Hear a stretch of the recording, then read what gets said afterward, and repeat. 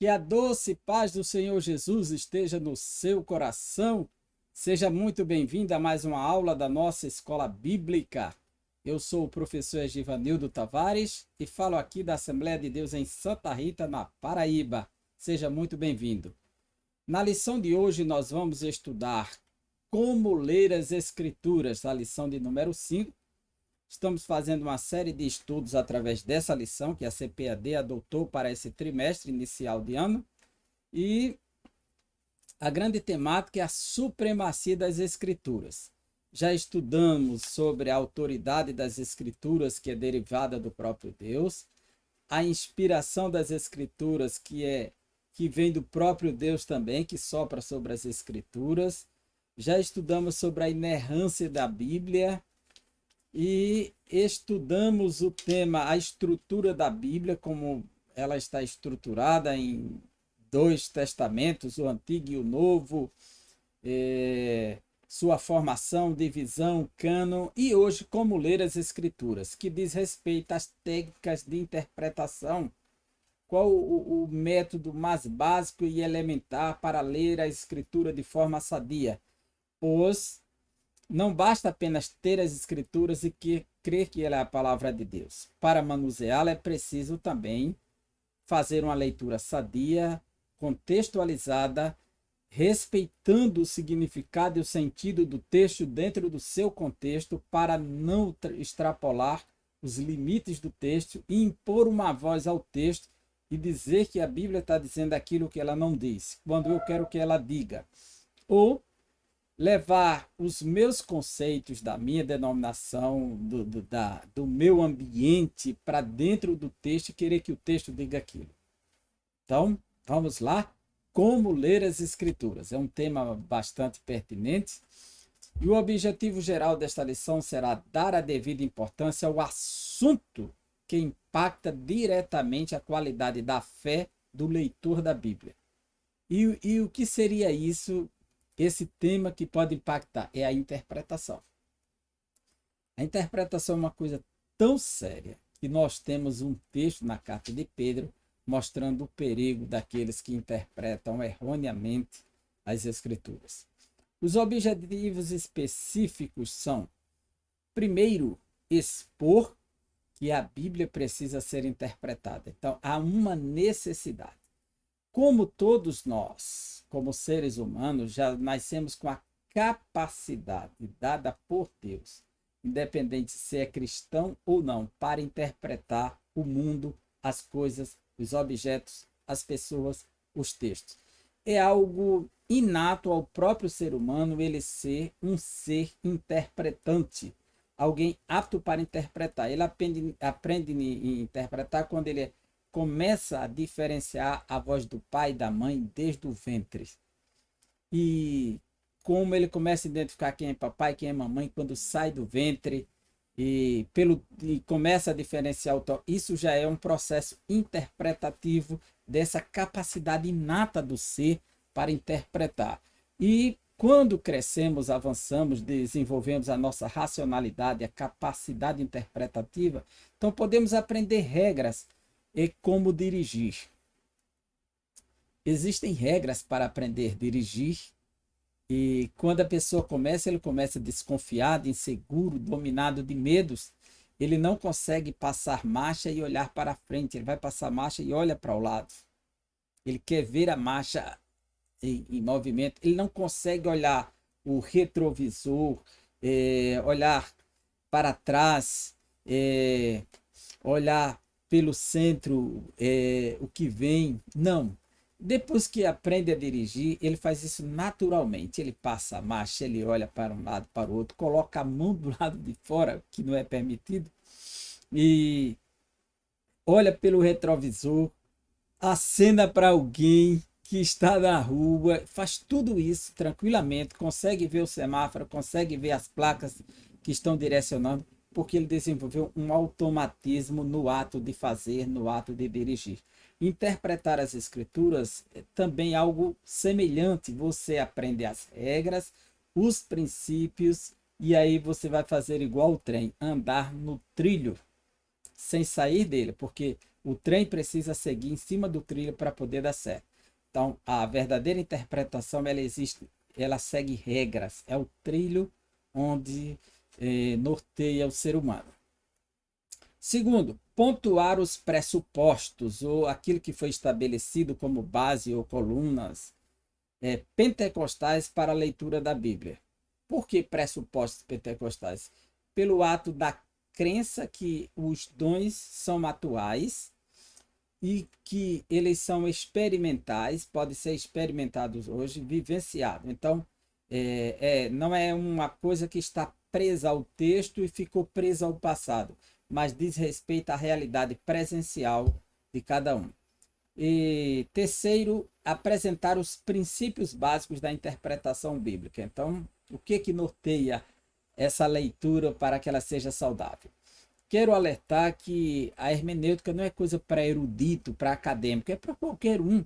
Desde que aprenda os princípios elementares da interpretação, qualquer um pode interpretar, pois a Bíblia não é um livro místico, não é um livro de um outro mundo que precisa de uma coisa fora do comum para ler, que precisa ser uma pessoa especial. Não.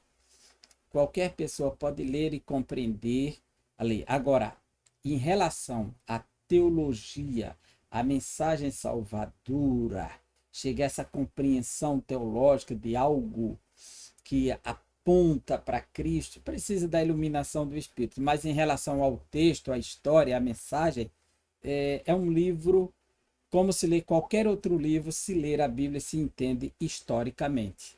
Certo? Agora, nós entendemos que por trás do texto existe uma chama de teonarrativa, uma narrativa de Deus, que essa compreensão depende da iluminação do Espírito para entender que aquilo está falando comigo acerca dos meus pecados, que eu preciso de salvação e como fazer. Então, isso aí tem uma dependência espiritual.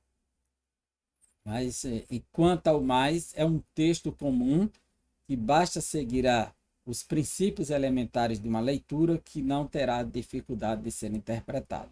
Esse não é um conceito do professor Egivanildo, tá certo? O texto áureo nos afirma: e correndo Filipe ouviu que lia o profeta Isaías e disse: entendes tu o que lês? Esse é um texto clássico, né, até utilizado por algumas seitas, que todos que querem doutrinar vão se apropriar de um texto como esse, dada a sua narrativa, né, mostrando a dependência do outro e a capacidade do outro para instruir no caminho certo. Filipe, o diácono da igreja, com a perseguição em Jerusalém, ele partiu para a cidade de Samaria. E de lá ele foi chamado por Deus para ir para o deserto, para a região da Gaza, se destina para o Egito, se encontrar com um homem, um eunuco da Etiópia, ministro da rainha Candace. E ele era ministro do tesouro. Ele provavelmente era um adepto do judaísmo, um prosélito, pois ele estava com um pergaminho, um rolo do profeta Isaías na mão, e ele lia o capítulo 53. E ele ficou ali perturbado porque ele queria entender de quem se falava. E ele lia em voz alta, que era de acordo com a tradição judaica até hoje, a Torá é lida em voz alta na sinagoga, e ele vinha lendo em voz alta na sua charrete, quando o Espírito disse a Filipe para se aproximar da charrete e perguntar ao homem. E correndo Filipe ouviu que lia o profeta Isaías. Então, como Filipe conhece o texto, conhece a mensagem de Isaías, ele pergunta: entendes tu o que lês? E o homem responde naquela humildade que ele depende de alguém que o explique aquilo que está sendo lido. Ele não consegue entender. E como ele é um etíope, talvez não tenha vivência com os textos, os demais, a esperança messiânica, então ele quer compreender melhor.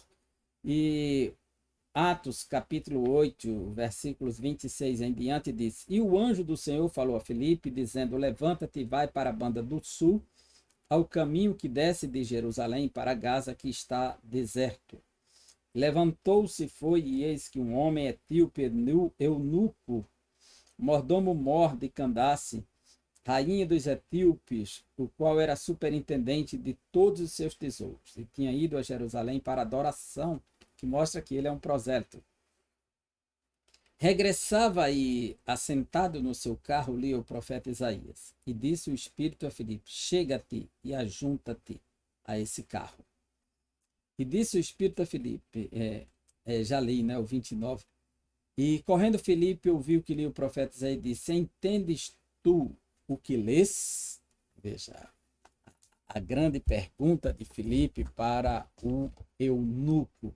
Agora, veja só o nível de resposta que ele dá para Filipe neste momento.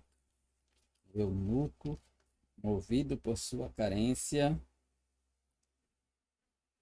Versículo 31. Ele respondeu: como poderei entender se ninguém me explicar? E convidou Filipe a subir e a sentar-se ao seu lado. Veja que o texto está lá, fala de um personagem, mas como o texto ele é dado de forma simbólica, alegórica na linguagem, e ele está falando do servo do Senhor, e ele vai associando uma série de figuras ali em cima, e ele ficou com certa dificuldade, porque esse texto é interpretado como sendo o próprio Israel, o servo do Senhor, e há uma interpretação que é o próprio Messias. E Felipe vai mostrar para ele que o texto fala de Jesus Cristo, do seu nascimento, do seu ministério, do seu sofrimento, da sua morte, da sua ressurreição. Certo? Da sua ressurreição. E quando ele entendeu, Felipe anunciou que o Messias já tinha chegado e havia uma necessidade de se converter e ser batizado para Cristo, e foi o que aconteceu. Ele desceu as águas e ele foi batizado. Havia água bem próxima ali, provavelmente no ribeiro El Larish, que é bem próximo ali de Gaza, nas fronteiras que desce para o Egito. E aconteceu. Mas a grande pergunta: entendes o que lê? E como se não tem quem me explique? Então, havia uma necessidade de uma iluminação ali, do entendimento. E somente aqueles que estavam com Cristo já passavam a ler o Antigo Testamento como cumprimento das profecias de Cristo. Por quê? Quando Jesus ressuscitou e apareceu aos discípulos, principalmente no caminho de Emaús, Lucas capítulo 24, o texto sagrado nos diz assim, o texto sagrado, versículo 27, e começando por Moisés, discorrendo por todos os profetas, expunha-lhes ou explicava-lhes o que a seu respeito constava em todas as Escrituras. Então, o próprio Jesus expôs o Antigo Testamento e mostrou como falava da sua pessoa aos discípulos no caminho de Emaús. E quando ele aparece aos 12, diz assim, versículo 44 e 45 do mesmo capítulo 24 de Lucas. A seguir, Jesus lhes disse: são estas as palavras que eu vos falei, estando ainda convosco. Importava-se que se cumprisse tudo o que de mim está escrito na lei de Moisés, nos profetas e nos salmos. Então lhes abriu o entendimento para compreenderem as Escrituras. E lhes disse: assim está escrito que o Cristo havia de padecer e ressuscitar dentre os mortos no terceiro dia. Então, Jesus abriu o entendimento de seus discípulos para compreenderem as Escrituras. Porque eles precisavam dessa nova revelação, que a Escritura estava agora, o Antigo Testamento, se cumprindo no Messias. De mim está escrito na lei de Moisés, nos profetas e nos salmos. Convinha que se cumprisse tudo que de mim está escrito. Então, é a luz de Cristo que começa a interpretação, a Escritura apontando para Cristo, Cristo centro das Escrituras. Essa é a proposta da leitura, da interpretação. a verdade prática, ela nos diz as técnicas de interpretação auxilia na compreensão da Bíblia. Preste bem atenção, são técnicas, né? Mas não são infalíveis, porque se fosse só existiria um tipo de técnica, né? Por isso, não podem ser colocadas acima da autoridade da palavra de Deus.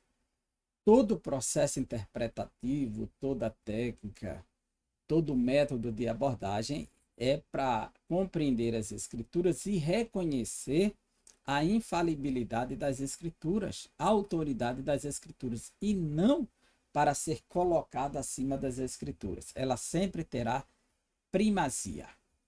A introdução nos diz: a leitura e o estudo das Escrituras são um dever e um privilégio. Por isso, temos que zelar pelo conhecimento bíblico e estar conscientes da necessidade de aplicar o texto sagrado em nossas vidas.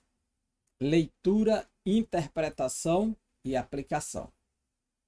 O processo de ler é o desafio de se chegar ao texto e mergulhar no texto. Isso é para poder interpretar. Eu só posso interpretar se eu ler. Então, há esse desafio da leitura para chegar à interpretação, à compreensão e à aplicação que é trazer para a minha vida. Então, Tiago, ele na sua carta, ele alerta que devemos ser cumpridores da palavra e não apenas ouvintes. Então, não é só ouvir, admirar, que texto belo, que maravilha de poesia, que sabedoria interessante, mas não é para ser apenas ouvinte. Ele nos desafia a colocar o pé na vereda da justiça e a trilhar na senda da graça. Nesta lição, veremos a importância dos princípios basilares da interpretação bíblica. Quando fala de interpretação, está falando de hermenêutica. É o termo técnico para explicar o que é interpretação. É hermenêutica. A Bíblia precisa ser interpretada. Ela precisa, pois, se não houver interpretação dela, vai ficar uma coisa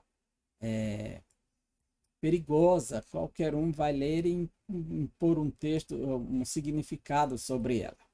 A história da interpretação da Bíblia, ela começa desde a produção dos primeiros textos, que Josué já interpreta os textos de Moisés. A geração seguinte já interpreta os textos de Moisés e Josué, e assim sucessivamente. E a gente percebe que no livro de Josué já cita o livro do Êxodo e o livro de Deuteronômio. E a cada livro que vai chegando, ele vai citando o livro anterior, e uma coisa comum entre eles é que toda citação do que vem antes é interpretado como um fato histórico, como real, não como uma fábula, não como uma alegoria, uma metáfora, não. É interpretado como textos históricos. A oração de Daniel, no capítulo 9, narra a história de Israel. A oração de Neemias, no capítulo 1, narra a história de Israel. E assim sucessivamente. Nos dias de Jesus, Jesus interpretou a Bíblia historicamente. No princípio não foi assim. Macho e fêmea os criou e diz: portanto, deixará o homem, seu pai e sua mulher, e se tornarão uma só carne. Ele considera a existência de Adão e Eva, a unidade familiar, como um elemento histórico. Jesus diz: desde o sangue de Abel até o sangue do sacerdote Zacarias. Abel é uma pessoa histórica. Jesus cita Noé: como foi nos dias de Noé, assim também será na vinda do Filho do Homem. Jesus cita em Nazaré o profeta Elias e o profeta Eliseu: como foi nos dias do profeta Elias, como foi nos dias do profeta Eliseu. Jesus disse: não lembra o que fez Davi quando teve fome, entrou no tabernáculo e comeu do pão? Jesus disse: assim como a rainha do sul veio encontrar-se com Salomão. Jesus está citando personagens históricos e reais.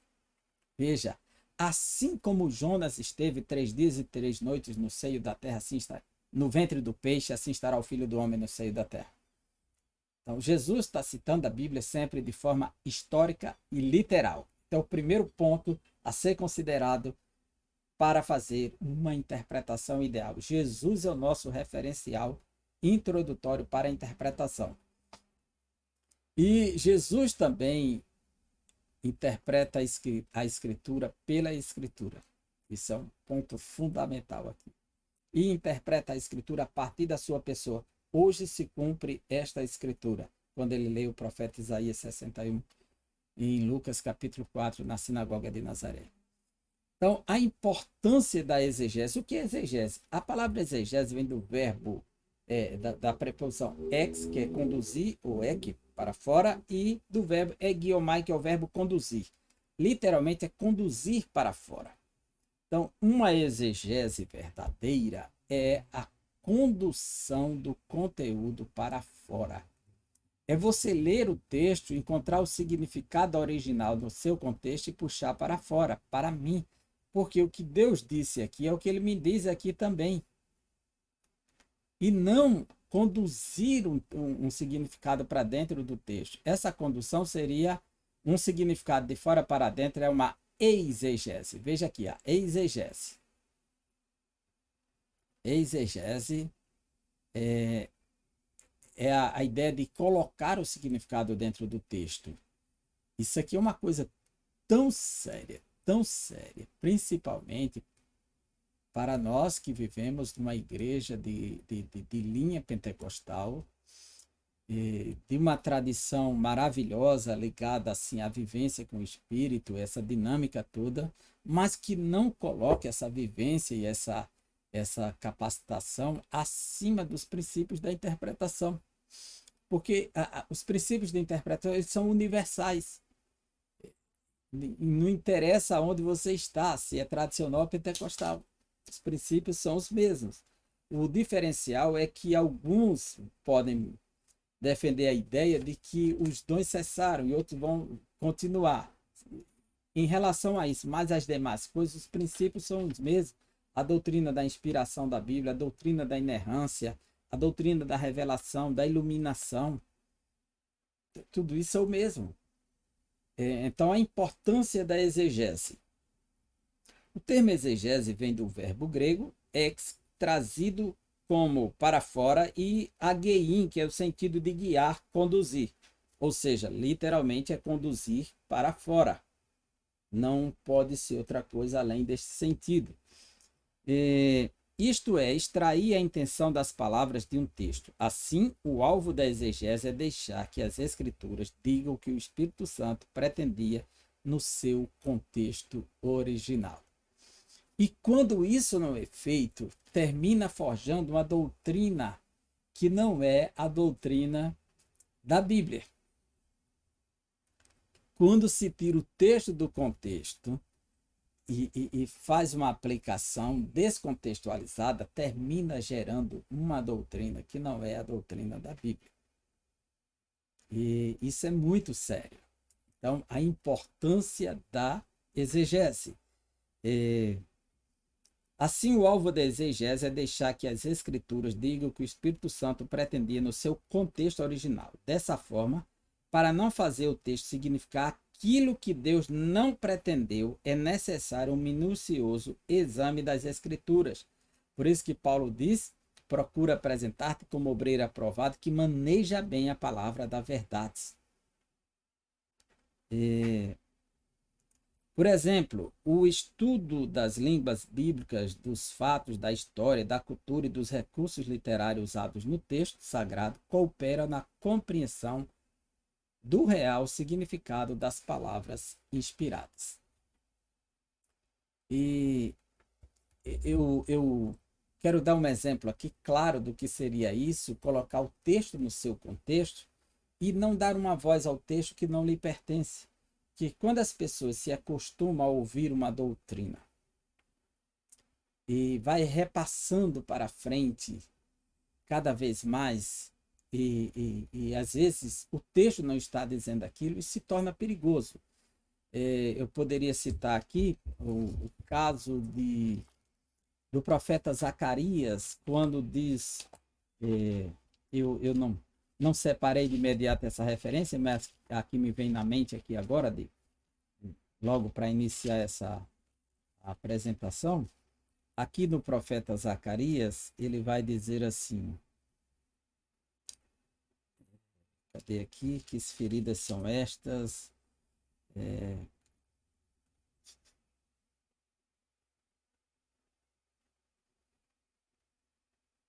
Que feridas são estas nas tuas mãos? Deixa eu ver.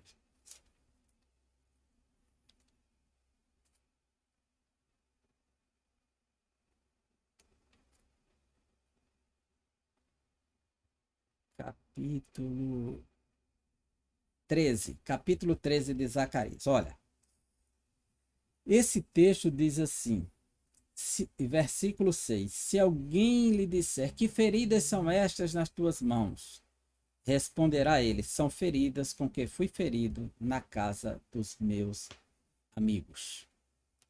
O versículo seguinte, que é o 7, tem uma profecia ligada direta à pessoa de Jesus que se cumpriu e Jesus citou ela. Desperta, ó espada, contra o meu pastor e contra o homem que é o meu companheiro, diz o Senhor dos Exércitos. Fere o pastor e as ovelhas ficarão dispersas, mas volverei a mão para os pequeninos. Esse texto é citado por Jesus, de Zacarias 13:7. Mas esse de cima ao 6, que diz assim, que feridas são estas com que feridas são estas nas tuas mãos? Responderá ele, são as feridas com que fui ferido na casa dos meus amigos. Quantos congressos de jovens foram utilizados? Que feridas são estas nas tuas mãos? E pregações feitas com esse texto, aplicando isso a Jesus. Isso aqui é impor a voz ao texto, porque o contexto nos diz que os falsos profetas eles serão punidos. Veja só, eu vou ler do versículo 1 em diante. Naquele dia haverá uma fonte aberta para a casa de Davi e para os habitantes de Jerusalém, para remover o pecado e a impureza. Acontecerá naquele dia, diz o Senhor dos Exércitos, que eliminarei da terra os nomes dos ídolos. Deus vai destruir os ídolos e seus nomes. E deles não haverá mais memória, e também removerei da terra os profetas e o espírito imundo, que é os profetas falsos ligados à idolatria. Quando alguém ainda profetizar, é o profeta falso ligado à idolatria, seu pai e sua mãe, que o geraram, lhe dirão: não viverás, porque tens falado mentiras em nome do Senhor. Seu pai e sua mãe que o geraram o traspassarão quando profetizar. Aqueles que temem ao Senhor punirão esse filho, esse falso profeta. E naquele dia, versículo 4, se sentirão envergonhados os profetas, cada um da sua visão, quando profetiza, nem mais se vestirão de manto de pelos para enganarem. Alguns assumiram até a postura como se fosse o profeta Elias, mas vão passar vergonha. Cada um, porém, dirá: não sou profeta, sou lavrador da terra. Então ele vai agora, para não ser punido por conta das falsas visões, falsas profecias, dizer: não sou profeta, quando começar a perseguição, a punição aos falsos profetas. Porque fui comprado desde a minha mocidade. Quer dizer, é como um escravo que foi comprado desde cedo e trabalha lavrando, então não é profeta. Mas se alguém disser, porque os falsos profetas de Baal, eles se mutilavam, se rasgavam para profetizar, alguém disser, mas que feridas são essas nas suas mãos? Era o sinal que ele era um falso profeta. Aí ele dirá, responderá a ele: são as feridas com que fui ferido na casa dos meus amigos, mas fugindo para não ser reconhecido como falso profeta. Então, esse texto utilizado fora do contexto aplica a pessoa de Cristo, doutrina erroneamente, dando uma voz ao texto que não é a voz do texto. Percebe isso? Isso se chama de exegese. A importância da exegese é ler o texto no seu contexto para trazer o significado real e original do texto. Então, as limitações dos leitores. Isso é apenas um exemplo, né? Nesse aspecto, é preciso reconhecer que toda vez que lemos a Bíblia, estamos interpretando. Isso porque todos os leitores são também intérpretes. Conforme Daniel, capítulo 9:2, lia o profeta Jeremias e interpretou as profecias de forma literal, que seriam 70 anos. O problema dessa constatação reside nas ideias que trazemos conosco antes mesmo de começarmos a leitura da Bíblia. Ou seja, todos nós temos um referencial religioso, cultural, que um mundo que estamos inseridos, que muitas vezes nos leva a querer levar isso para dentro do texto. E esse é o aspecto que ele está falando aqui, que são os conceitos que já estão fortalecidos dentro de nós, amalgamados, né? E queremos impor ao texto muitas vezes, e precisamos ter o cuidado e a humildade para não levar ao texto e às vezes até ideias preconcebidas do passado, como diz Efésios 4:22, no sentido de que, quanto ao trato passado, vos despojeis do velho homem que se corrompe segundo as concupiscências do engano. Então é preciso despojar-se do velho homem. Por conseguinte, nem sempre o entendimento daquilo que lemos reproduz a verdadeira intenção do Espírito Santo. Em 2 Pedro, capítulo 3:16, Pedro fala de alguns que estão torcendo as cartas de Paulo, como fazem com as demais escrituras, para a sua própria destruição. São aqueles que pegam o texto e dão uma voz ao texto e sustentam, enganando as pessoas, sendo enganado. Eu vou dar um exemplo aqui. Eu já vi uma pregação, uma pregação de cruzada, imagina isso, né? A responsabilidade que se dá, tudo isso para alguém que está ouvindo a palavra de Deus, principalmente os jovens que estão ali aprendendo a palavra de Deus naquele momento. E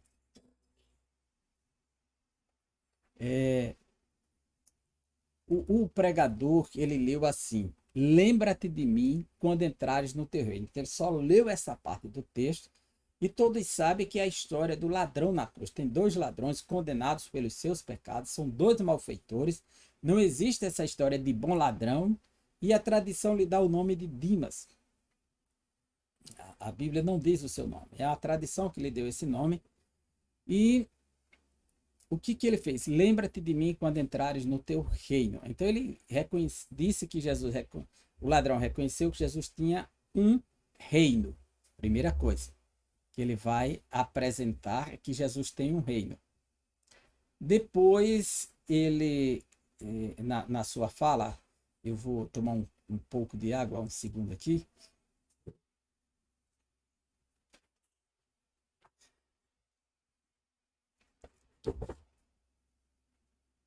E o autor, o pregador, disse que Jesus tinha um reino, o ladrão reconheceu. Aí, a grande frase, lembra-te de mim.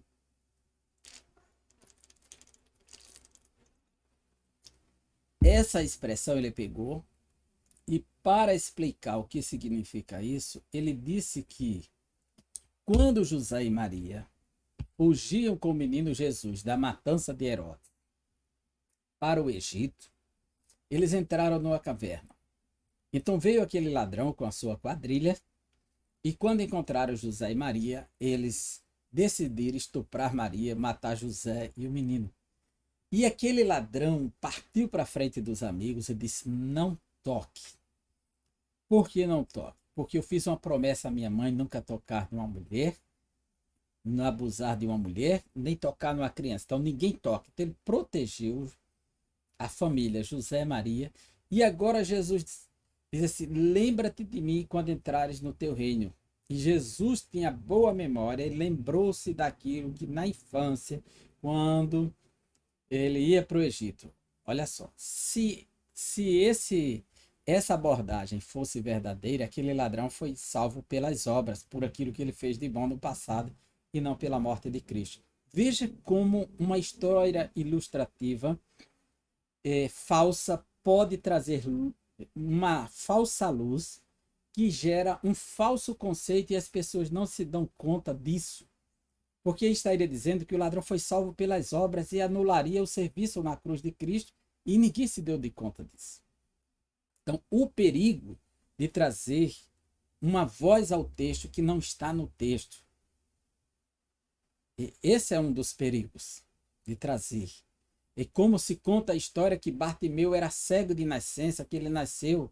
Também já ouvi histórias desse tipo através de exposição, de pregação em Bartimeu, e onde a Bíblia diz assim, que eu torne a ver, ou que eu veja novamente, dependendo da tradução, que o verbo grego blepo, tá anablepso, voltar a ver. É alguém que via e perdeu a visão e voltar a ver. Então, o leitor, ele tem que ter muito cuidado para não torcer as escrituras como alguns faziam. Não torcer as escrituras.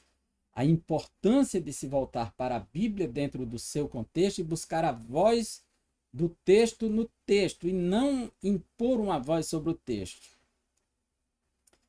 A natureza das escrituras. Nesse ponto, ratificamos que a necessidade de a Bíblia ser interpretada acha-se na natureza da própria palavra de Deus. Como já estudado, o texto bíblico foi escrito majoritariamente em duas línguas, hebraico e grego, e porções de aramaico.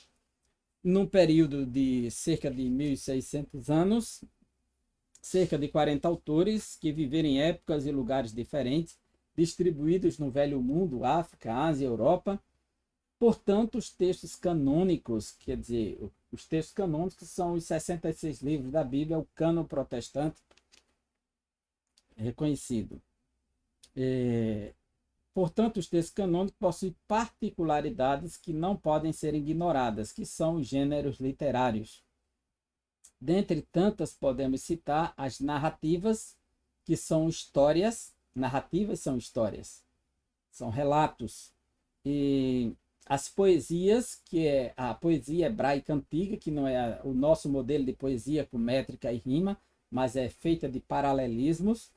E as crônicas, que são os registros da corte, produzidas com uma intenção. As profecias, que é o texto dos profetas maiores e menores, e as parábolas, que é um método literário que Jesus utiliza para anunciar as mensagens do reino, para que o homem compreenda. Então ele faz essa ilustração arrancadas da própria realidade circunstancial e vivencial da cultura de Canaã, daqueles dias.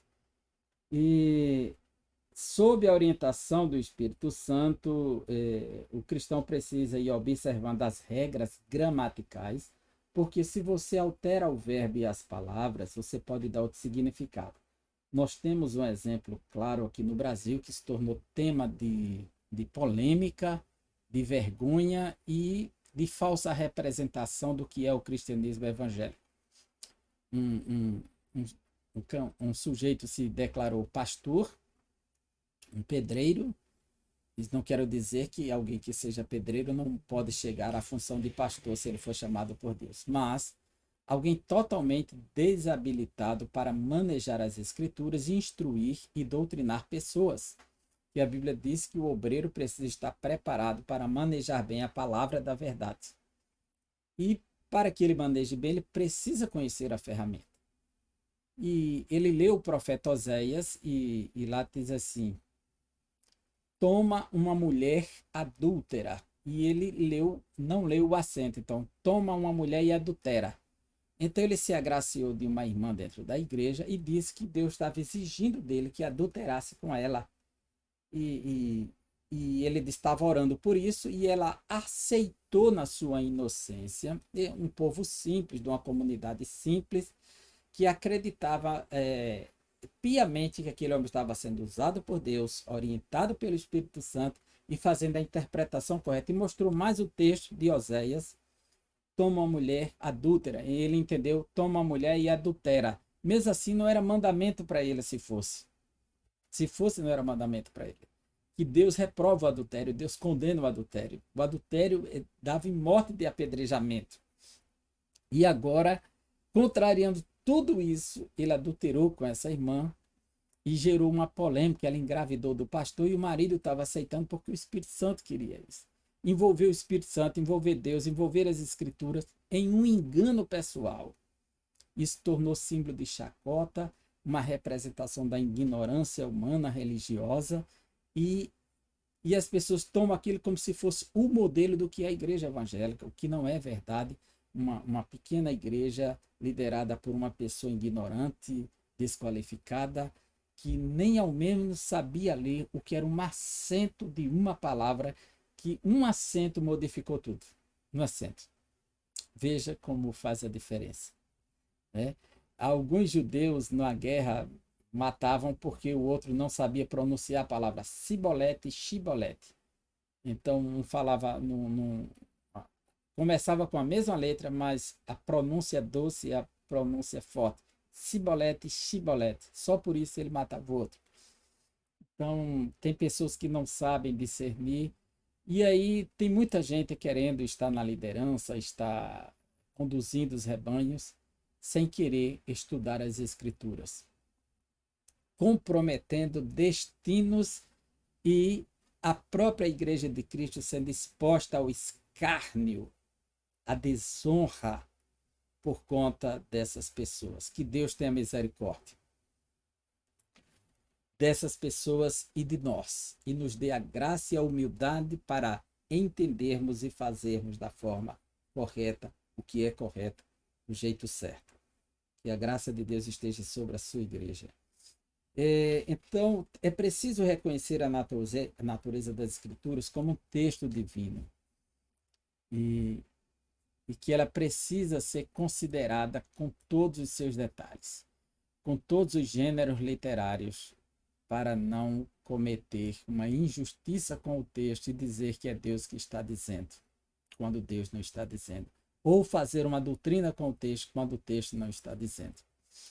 Pressupostos pentecostais para ler a Bíblia. Quando diz pentecostais, o que se denomina de pentecostais hoje são aquelas pessoas que acreditam e vivenciam a experiência do Pentecostes, ou seja, com o Espírito Santo, a atualidade dos dons, que nenhum dom cessou, que a igreja é a mesma, o Espírito Santo é o mesmo, Deus é o mesmo, logo acreditamos que as experiências de Atos dos Apóstolos, se for da vontade de Deus, podem se realizar a qualquer momento, qualquer pessoa. Que as experiências de Atos envolvem anjos abrindo portões, grades, dirigindo o Filipe para o deserto, envolve arrebatamentos, condução de um lugar para outro, envolve revelações da glória derrubando um homem. Aquilo que está registrado em Atos são experiências pessoais que alguns vivenciaram. Ela não é o padrão para que venha acontecer na vida de todo mundo, mas é a demonstração do que Deus faz na vida daqueles que creem. É a demonstração do que Deus faz na vida dos que creem. Mas não significa que é o padrão que vai acontecer desse jeito na vida de qualquer um. Por exemplo, o acontecimento de Atos 2 e o acontecimento de Atos 10 são descritos que o Espírito desceu, mas foi dado tanto quanto, mas o fenômeno como se manifestou em Atos 2 não se repete em lugar nenhum mais da mesma forma. A essência é a mesma, a chegada do Espírito, o batismo, os dons, mas em Atos 2 falaram a língua dos homens das nações, em Atos 10 só profetizaram, não diz como. Então, houve sinais de fogo, não tem lá em Atos 10, mas o Espírito é o mesmo, e Deus deu aos gentios como deu aos judeus. Então, a autoridade da Bíblia, a iluminação do Espírito Santo e o valor da experiência. Então, os pressupostos. O que é um pressuposto? Pré é antes, e suposto é aquilo que coloca antes. O sábio Arquimedes, o cientista, disse assim: dê-me uma alavanca e um ponto que eu moverei o mundo. Sabe? Então, o pressuposto dele para mover o mundo era esse. E aqui é o seu ponto, que é a alavanca. Eu vou movimentar. Então, tem um pressuposto, algo a ser estabelecido antes para poder continuar. Então, qual o pressuposto pentecostal? Os pressupostos pentecostais para ler a Bíblia. Primeiro, reconhecer a autoridade da Bíblia. Uma das marcas do pentecostalismo é o seu compromisso inegociável com as Escrituras. Isso aqui é o princípio, é a base, é a norma, é a regra, inclusive defendida na Declaração de Fé das Assembleias de Deus do Brasil, e que deve ser o modelo ideal do pentecostalismo clássico. Mas, infelizmente, tratando-se de igreja brasileira pentecostal, isso aqui não tem sido uma realidade. Uma das marcas do pentecostalismo é o seu compromisso inegociável com as Escrituras. O pentecostalismo em si, a nível Brasil e América Latina, tem deixado a desejar este compromisso com as Escrituras. Estão mais comprometidos com experiencialismo místico do que com a própria Escritura. Infelizmente, a via de regra, precisamos ser honestos, verdadeiros e sinceros nesta hora. Não estou me opondo à lição. Estou dizendo que a regra deve ser essa. A base deve ser esta, um compromisso inegociável com as Escrituras. Mas o que se vê muito mais na mídia circulando são revelações, misticismos e movimentos que não representam a glória de Deus. E isso é pentecostalismo. E é dentro do movimento pentecostal. Precisamos ser honestos o suficiente para ver e denunciar. Cremos na inspiração divina, essa é a proposta, esse é o ideal, esse é o padrão, e essa é a nossa declaração como Igreja do Senhor, e como igreja pentecostal que defende o pentecostalismo clássico. Essa é a regra.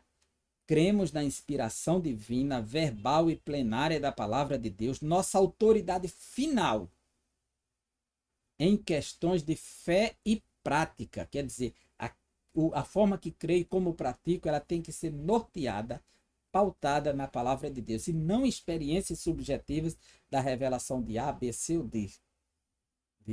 Dessas expressões, como se a Escritura não fosse suficiente.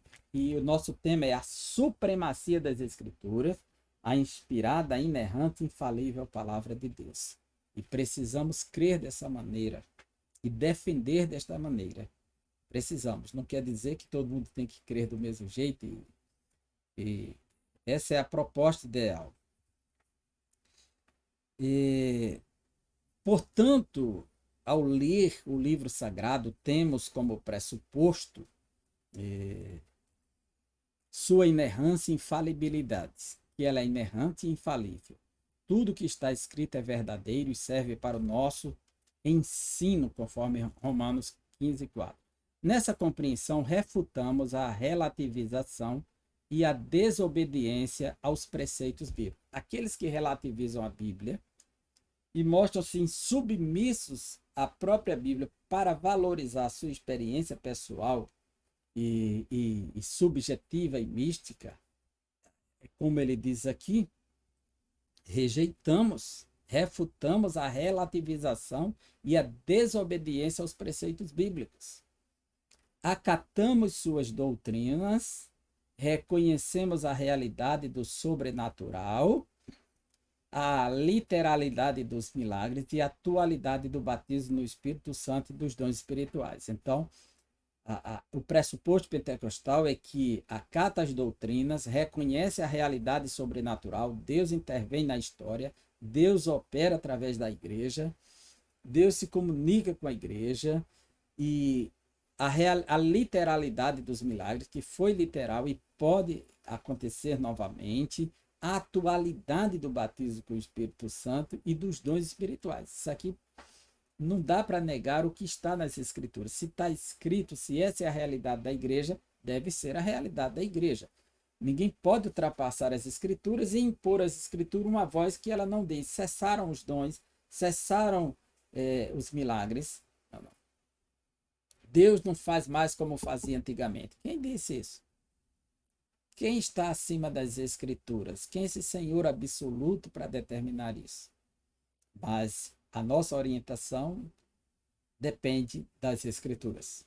A iluminação do Espírito Santo, a doutrina da iluminação, refere-se à atuação do Espírito Santo na vida do crente, que o capacita a discernir as verdades da palavra de Deus, conforme Efésios 1, 17, 18, que Paulo ora para que sejam iluminados os olhos do vosso entendimento para compreender quais são as heranças que Deus preparou para os seus, aqueles escolhidos, os eleitos. Então, o Espírito Santo ilumina para compreender quais são as riquezas da graça disponível à própria igreja. Então, dependemos da iluminação do Espírito, que se tender só à luz da razão, vamos compreender apenas o fato histórico. Mas a realidade transcendente e metafísica que há nessa metanarrativa, na teonarrativa, o teodrama da história, então, só através de uma leitura mais aprofundada e submissa e cativamente à própria ação do Espírito Santo. O valor da experiência. O texto sagrado é útil para o ensino, repreensão e correção, a fim de tornar o salvo perfeito, conforme 2 Timóteo 3, 16 e 17. É por isso que a Bíblia é inspirada e prepara o homem para toda boa obra. Essas declarações demonstram que a Bíblia deve ser aplicada ao nosso viver diário. Os manuais de hermenêutica da interpretação bíblica sempre defendem interpretação e aplicação, significado e significação. Qual o significado do texto e o que ele significa para mim? Essa é a proposta da interpretação bíblica verdadeira. Nesse aspecto, por exemplo, cremos que o livro de Atos não apenas descreve a experiência pentecostal da igreja primitiva, como também a torna válida para os nossos dias. Quer dizer, se torna modelo do que Deus opera no meio da igreja, e não paradigmas para acontecer do mesmo jeito. Ressalta-se, porém, que nem a experiência nem a tradição da igreja pode estar acima da autoridade bíblica. Precisa ressaltar isso aqui, que nem a experiência nem a tradição da igreja pode estar acima da autoridade bíblica. Que às vezes, não, essa igreja tem 100 anos, aí usar aquilo para validar aquela doutrina, ultrapassando os limites da Bíblia. Não, mas fulano teve uma revelação, vem do pastor tal, vem da irmã fulana, que era uma mulher santa. Nada disso está acima das Escrituras. Nada. Não existe nenhuma revelação maior do que a Bíblia hoje. Toda revelação que vem, ela tem validade e temporalidade, limites, e ela pode ser julgada por todos aqueles que a ouvirem. A Bíblia não. A Bíblia não. Ela regras básicas de interpretação. A escritura é sua própria intérprete. O próprio Martinho Lutero dizia, essa era a regra básica. A escritura interpreta as escrituras. Por exemplo, no livro do Gênesis diz assim: portanto deixará o homem seu pai e sua mãe unir-se-á a sua mulher, e ambos serão uma só carne. Essa expressão, uma só carne, a Bíblia está afirmando lá, só diz isso lá. Essa expressão volta a aparecer na carta aos Coríntios e na carta aos Efésios, e diz respeito ao ato da intimidade. Aquilo que chama de coito, a relação entre o homem e a mulher, a unidade genital. A unidade. Então, uma só carne. E Paulo disse, aquele que se une a uma prostituta torna-se uma só carne com ela e se torna prostituta, porque ela é prostituta, ao se unir a ela no corpo, ele faz uma só carne e se torna prostituta. Então, entendemos que essa parte, uma só carne, diz respeito ao ato sexual, certo? Então, a Escritura interpreta as Escrituras. Nós temos no Antigo Testamento os magos que fazem resistência a Moisés. Não cito o nome deles em lugar nenhum. Mas Paulo diz que o nome deles era James e Jambres. Então, a Escritura interpreta as Escrituras. O Salmo 2 fala da entronização do rei, diz: Tu és o meu filho, eu hoje te gerei. Paulo pega isso e cita, dizendo que isso diz respeito à ressurreição de Cristo. Tu és o meu filho, eu hoje te gerei. Gerado para a eternidade. Gerado para o corpo glorificado. Então, para sempre. Paulo aplica isso em Atos dos Apóstolos, capítulo 13, 32 e 33, a ressurreição de Cristo, o Salmo 2. Então, a Escritura interpreta as Escrituras. E Jonas foi lançado no ventre do peixe por 3 dias e 3 noites. Jesus disse: assim também estará o Filho do Homem no seio da terra. 3 dias e 3 noites. Quer dizer, lançou luz, era um tipo de Cristo. A Escritura é sua própria intérprete. A hermenêutica, que é a palavra que traduz interpreta, a ciência da interpretação, a arte da interpretação, tem origem no termo grego hermeneutikos, que na teologia designa os princípios que regem a interpretação dos textos sagrados. Então, quais os princípios que regem o texto sagrado? É como um manual de trânsito, né? Você precisa conhecer as placas, estudar primeiro as placas para depois dirigir obedecendo as placas que você estudou. Então, a hermenêutica é isso. É como uma receita de fazer um bolo. Você primeiro precisa saber quanto vai precisar de trigo, de farinha, de sal, de açúcar, de pó de chocolate, quais as medidas exatas, quantos ovos vai precisar. Então, essa receita são as regras para fazer o bolo. Pegar tudo isso, aí depois juntar aos elementos e fazer, é o que se chama de exegese. Pegar os princípios, fazer a exegese e depois trazer para si, que é a apresentação, a exposição da palavra, que seria o que se chama de homilética, a exposição da palavra. Lutero desenvolveu a máxima de que a escritura tem de ser interpretada e entendida por si própria. É a máxima que a escritura interpreta as escrituras. É ela mesma. Então ela lança essa luz. Então mas essa não é a regra única do texto, é a regra básica para iniciar a interpretação do texto. Significa que devemos estudar a Bíblia seguindo o método pelo qual uma parte do texto auxilia na compreensão de outro texto. Essa afirmação é legítima porque a coesão das escrituras é o resultado de um único autor divino. Quer dizer, a Bíblia só tem um autor, que é Deus, e se ela é inspirada, é inerrante, e a palavra de Deus foi revelada, ela precisa estar em harmonia um livro com o outro. Não pode conflitar. Essa afirmação é legítima, embora esse método seja legítimo, o estudante das Escrituras precisa do auxílio de regras básicas para uma correta interpretação. Aprender que todo texto tem um contexto, aquilo que vem antes e o que vem depois do texto. Esse contexto pode ser, né, você lê o versículo, os versículos que vêm antes e que vêm depois podem ajudar na interpretação, ou o capítulo todo, ou o livro todo que você está lendo. Isso pode ser o contexto imediato ou o contexto remoto, distante. Se você tem um controle remoto da TV que liga, do ar-condicionado, o contexto remoto é aquele que vai distanciando do texto, mas que tem a ver com o texto. Então, tudo isso está ligado ao próprio texto. Princípios de interpretação bíblica. Dentre os princípios gramaticais,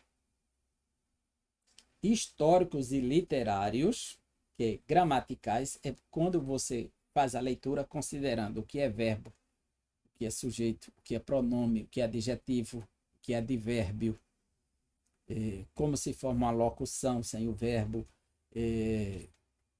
uma frase, uma oração, se ela é subordinativa, se esse verbo está na forma gerúndio, andando, falando, ou se está no passado, se está para o futuro. Então, a estrutura gramatical que faz a sintaxe, que é a unidade das palavras, que quando se juntam ela ganha um sentido, tem que ser considerado na leitura para não dar outro sentido. Aí diz assim, históricos, é a relação histórica, em que tempo aconteceu e aonde aconteceu. Então, isso é por volta do ano 1500, aonde? Lá no Egito. Então, a gente vai considerar isso, que há um contexto histórico-cultural ali. E literários. Qual o gênero literário que foi registrado? Isso foi escrito em narrativa, em poesia, em gênero epistolar, apocalíptico. Então, precisa saber o gênero, se é parábola, se é profecia. Tudo isso ajuda na hora de interpretar. Se dentro do gênero, como foi exposto isso, se tem metáfora, se tem símile, se tem alegoria, se tem parábola. Há todo um caminho para isso, para se fazer uma interpretação mais correta. Nesse aspecto, é preciso tomar muito cuidado com as expressões de uso simbólico alegórico. Eles vê um símbolo lá e começa a dar voz àquele símbolo, começa a dar significados. Então, eu já vi a história de uma pregação, os 4 cantos da casa de Jó. Quer dizer, e veio o vento e soprou nos 4 cantos da casa de Jó e destruiu tudo. Então ele encontrou significado nos 4 cantos da casa de Jó. Tem pessoas que vão pregar, ele vai lá na mulher que hospedou o profeta Eliseu, dizendo que é um santo homem de Deus. O que foi que ela colocou para Eliseu? Um candeeiro, uma mesa, um banco. Então ele prega encontrando significado no banco, na mesa. Ele não encontra o significado da bondade da mulher de ajudar Eliseu. Ele encontra o significado nos objetos. Quer dizer, isso é alegorizar o texto, isso é dar voz a um texto que não está lá, não tem significado. Tem gente que prega os presentes de Jacó para José. E aí encontra um significado em cada presente e vai aplicando. Isso é alegorização, isso é impor voz ao texto. Eu posso falar dos presentes e dizer o que ele é somente nada mais. Agora, encontrar um significado espiritual para o presente é forçar o texto, é impor ao texto o que não está no texto. E é aí onde mora o perigo, porque se a alegorização estiver aberta para cada um dar o sentido que quer, ler e dizer Deus me revelou isso aqui, os segredos que Deus me deu, então a escritura não tem significado objetivo, ela tem um significado oculto que vai ser encontrado por quem for mais espiritual. Por exemplo, Jesus diz, tomai e comei, isto é o meu corpo.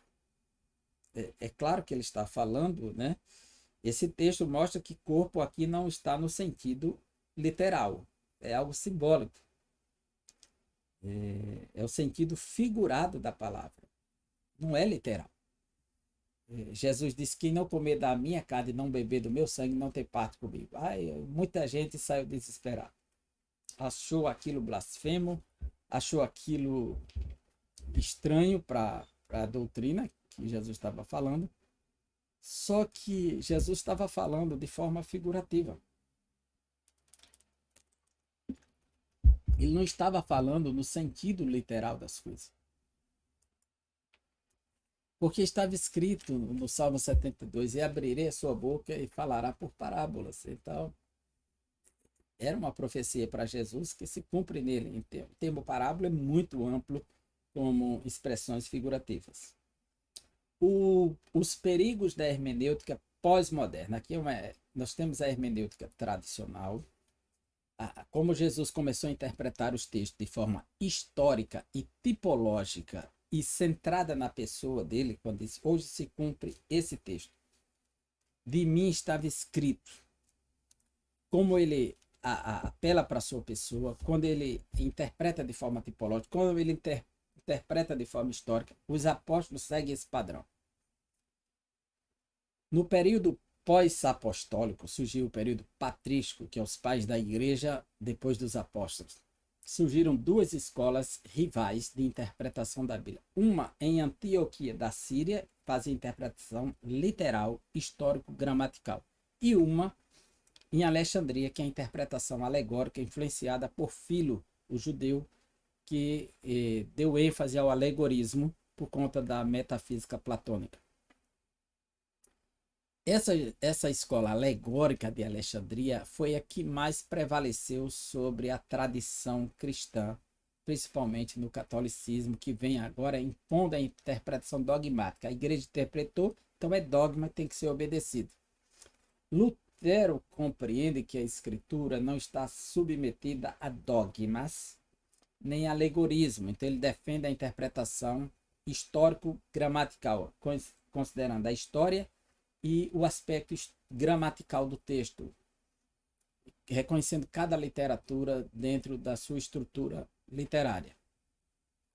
Esse resgate de Lutero é o resgate da doutrina, do método da escola de Antioquia da Síria, método histórico-gramático. Então, esse é o método da reforma.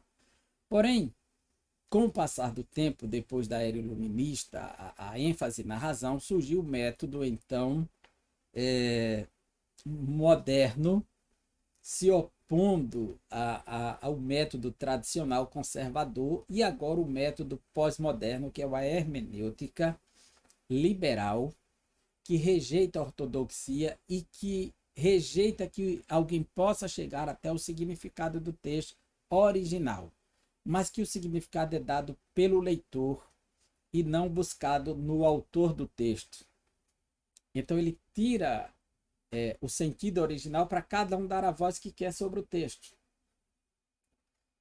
Então, né, nossa ortodoxia, nossa preservação da doutrina correta, refuta todo e qualquer método que nega a inspiração verbal e plena, que a hermenêutica pós-moderna nega, e plenária da Bíblia. Tudo isso que ela negar, a gente rejeita. E a sua consequente autoridade, rejeita a autoridade das Escrituras e coloca a autoridade no homem, né? Assim sendo, o intérprete não pode criar outro cânon, outro texto sagrado, dentro do cânon bíblico, ou seja, não cabe ao estudante fragmentar ou relativizar os textos inspirados. Não se pode empregar métodos subjetivos focados no leitor em prejuízo do texto e do autor bíblico. Quer dizer, a hermenêutica contemporânea, ela coloca a autoridade no leitor e não no texto. Então, silencia Deus, silencia o autor, o profeta que registrou, o apóstolo, para dar o verdadeiro significado, a autoridade a quem está lendo. Então, relativizando o texto, que fica à mercê de qualquer um. Então, essa proposta que nós rejeitamos, ratificamos que as experiências devem ser submetidas, qualquer tipo de experiência cristã, deve ser submetidas ao crivo das Escrituras Sagradas. Eu fui arrebatado, fui até o céu, Deus me deu essas revelações e me mostrou até o inferno, fui lá dentro do inferno. Olha, se a Escritura diz que o inferno foi preparado por diabo e seus anjos, como é que você foi lá? Por que Jesus te levaria dentro do inferno? Ele não levou Lázaro para dentro do inferno, ele mostrou o rico no inferno. Então, vamos rejeitar esse tipo de experiência que não traduz nem se submete ao crivo das Escrituras. Por fim, reconhecemos que as técnicas de hermenêuticas não são infalíveis, não são. Porque são técnicas que estão à disposição, são naturais, são do homem, então não são infalíveis. Durante o processo de aplicação dos métodos interpretativos, necessitamos da iluminação do Espírito Santo.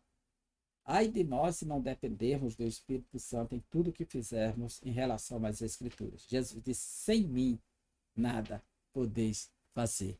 E eu vou e não vou deixar vocês órfãos, mas enviarei outro para que ocupe o meu lugar, o Espírito Santo Consolador.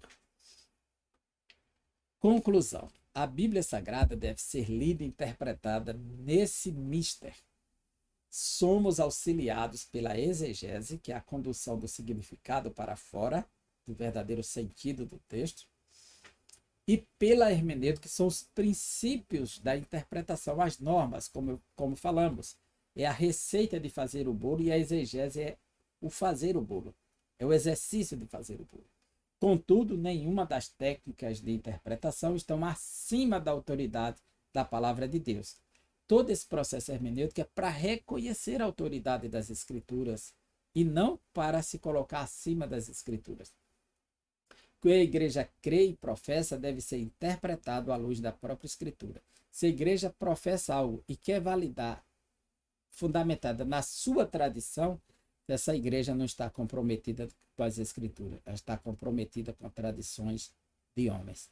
Que Deus nos abençoe e tenha misericórdia de nós e nos ajude para que tenhamos uma boa aula sobre a interpretação bíblica. É certo que tratei de temas aqui, até questões polêmicas, mas estou tratando voltado mais para os professores. Que Deus abençoe você e até a próxima aula, se Deus assim nos permitir.